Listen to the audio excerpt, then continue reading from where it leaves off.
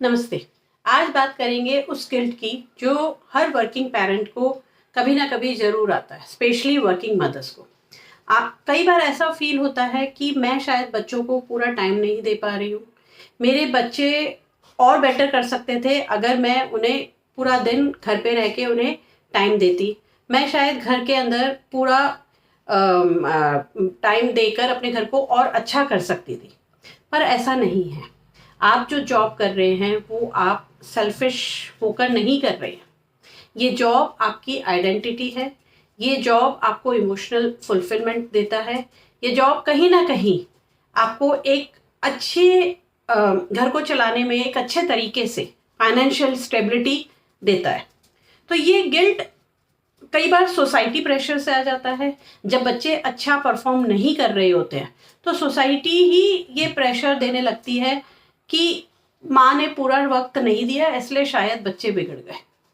घर देखो किस तरह से बिखरा हुआ रहता है क्योंकि वो पूरा टाइम नहीं दे पा रही।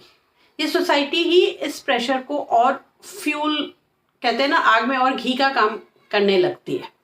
लेकिन मैं आपको एक मिथ तोड़ने वाला एक स्टेटमेंट देती हूँ कि किसी भी बच्चे को कभी भी फुल टाइम या एक परफेक्ट पेरेंट नहीं चाहिए होता है।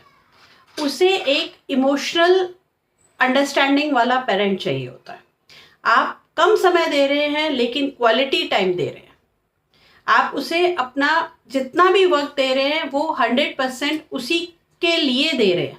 आप फ़ोन साइड में रखिए और जब आप अपने बच्चे से बात कर रहे हैं तो कोई फ़ोन, कोई और डिस्टर्बेंस उसके बीच में मत आने दें। उसकी बात सुनिए। वो दिन भर में उसने क्या किया है उसकी बात पूरी अच्छे तरीके से, कहते हैं ना, 100% उसी की तरफ ध्यान देके आप सुनिए। बच्चे के लिए अगर आपने इतना 30 मिनट्स भी निकाल दिया तो इनफ है। आपको पूरा दिन, कोई भी पूरा दिन इस तरीके से नहीं देता है, लेकिन हमें लगता है क्योंकि हमारे को सेल्फ गिल्ट होता है कि मैं घर से बाहर चली जाती हूँ, मेरा बच्चा पीछे क्या करता है, मैं उसे संभाल नहीं पा रही हूँ। ये केवल आपको एक टॉक्सिक गिल्ट बोलूँगी मैं इसे, क्योंकि गिल्ट एक हेल्दी गिल्ट होता है, एक टॉक्सिक गिल्ट होता है।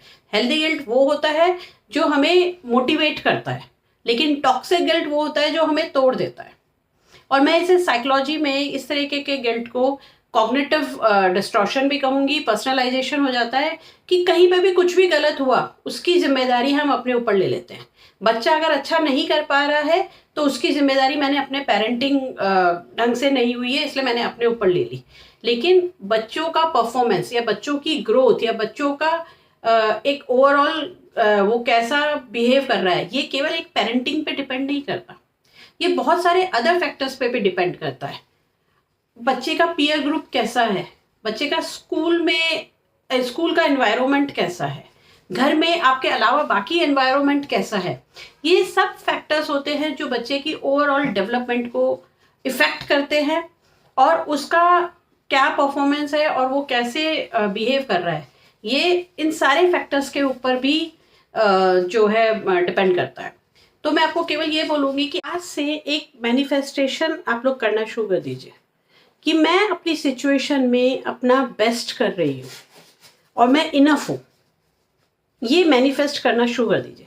अगर आपके मन में गिल्ट आ रहा है तो इसका मतलब है कि आप केयर करते हैं, और अगर आप केयर करते हैं तो आप अपने बच्चे को क्वालिटी टाइम देने के बारे में सोचिए, ना कि क्वांटिटी।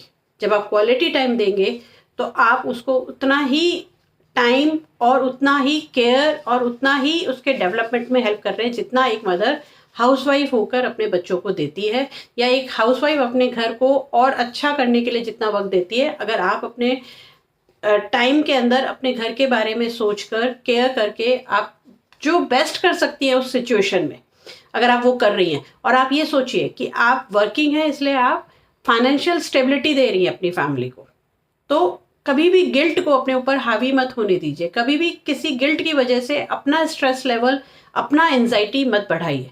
सोसाइटी क्या कहती है और लोग क्या कहते हैं वो कभी भी आपके ऊपर हावी नहीं होना चाहिए। वो कभी भी आपके एंजाइटी का कारण नहीं बनना चाहिए। आपको खुद को पता है कि आप क्या बेस्ट कर रहे हैं और आप क्या बेस्ट कर सकते हैं।